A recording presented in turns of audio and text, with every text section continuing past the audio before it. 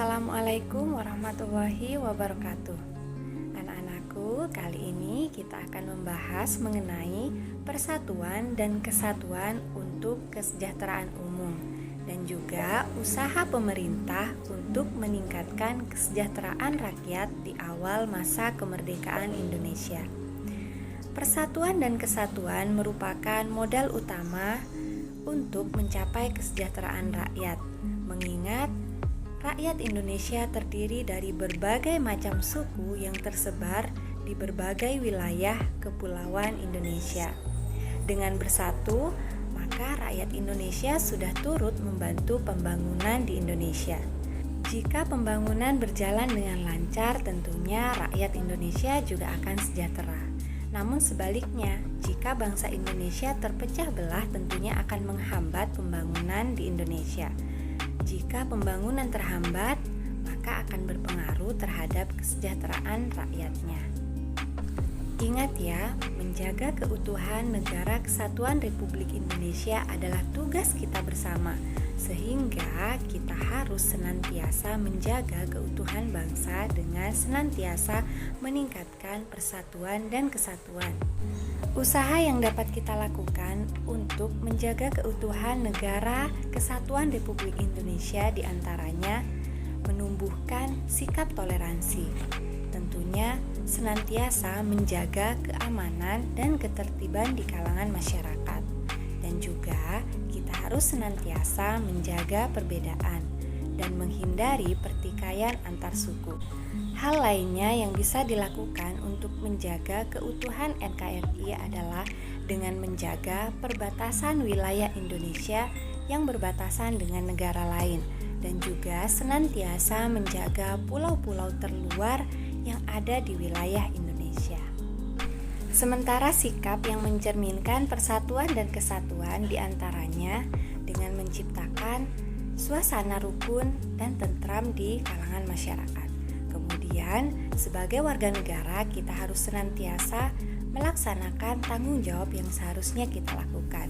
Kemudian, tidak kalah pentingnya adalah dengan menghargai sesama manusia dan juga mematuhi peraturan yang berlaku.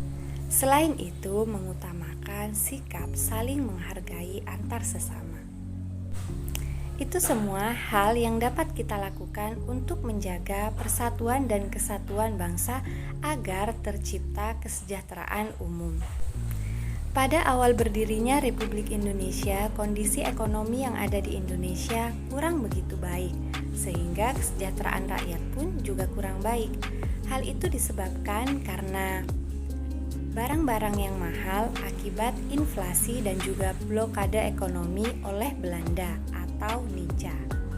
Upaya-upaya pemerintah yang dilakukan untuk memperbaiki ekonomi Indonesia saat itu diantaranya dengan mengadakan konferensi ekonomi, kemudian melakukan pinjaman nasional, dan yang ketiga adalah mengadakan Kasimo Plan atau rencana Kasimo, dan yang terakhir dengan membentuk Persatuan Tenaga Ekonomi yang sering disingkat PTE.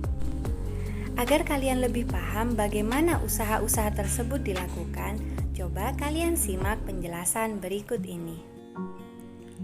Yang pertama adalah konferensi ekonomi. Tujuan dari konferensi ini untuk memperoleh kesepakatan yang bulat dalam menanggulangi masalah-masalah ekonomi yang mendesak, seperti masalah produksi dan distribusi makanan, sandang, serta status dan administrasi perkebunan. Konferensi ini dihadiri oleh para cendekiawan, para gubernur, dan para pejabat lainnya yang bertanggung jawab langsung mengenai masalah ekonomi di Jawa. Konferensi ini dipimpin oleh Menteri Kemakmuran, yaitu Insinyur Darmawan Mangunkusumo. Yang kedua, pinjaman nasional.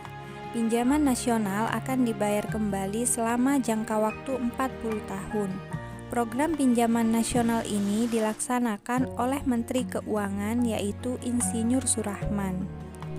Yang ketiga, rencana Kasimo atau Kasimo Plan. Program ini disusun oleh Menteri Urusan Bahan Makanan, I.J. Kasimo. Program ini berupa rencana produksi 3 tahun antara tahun 1948 sampai 1950 mengenai usaha swasembada pangan dengan beberapa petunjuk pelaksanaan yang praktis.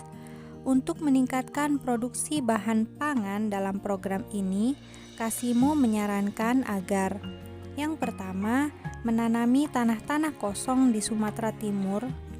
Yang kedua, di Jawa dilakukan intensifikasi dengan penanaman bibit unggul. Yang ketiga, mencegah penyembelihan hewan-hewan yang berperan penting bagi produksi pangan. Yang keempat, di setiap desa dibentuk kebun-kebun bibit. Dan yang terakhir, diadakannya program transmigrasi. Yang keempat, membentuk persatuan tenaga ekonomi. Organisasi yang dipimpin B.R. Motik ini bertujuan untuk menggiatkan kembali partisipasi pengusaha swasta. Dengan dibentuknya PTE, juga diharapkan dapat dan melenyapkan individualisasi di kalangan organisasi pedagang, sehingga dapat memperkokoh ketahanan ekonomi bangsa Indonesia. Yang terakhir, pembentukan Badan Perancang Ekonomi. Pembentukan badan ini atas inisiatif Menteri Kemakmuran Dr. A.K. Ghani. Badan ini merupakan badan tetap yang bertugas membuat rencana pembangunan ekonomi untuk jangka waktu 2-3 tahun. Baiklah anak-anak, itu saja yang dapat Ibu sampaikan pada kesempatan kali ini. Jadi tadi kita sudah membahas mengenai manfaat persatuan dan kesatuan untuk kesejahteraan umum dan upaya pemerintah untuk mengatasi kondisi ekonomi yang ada di Indonesia di awal kemerdekaan. Nah, sampai jumpa di pembelajaran selanjutnya. Wassalamualaikum warahmatullahi wabarakatuh.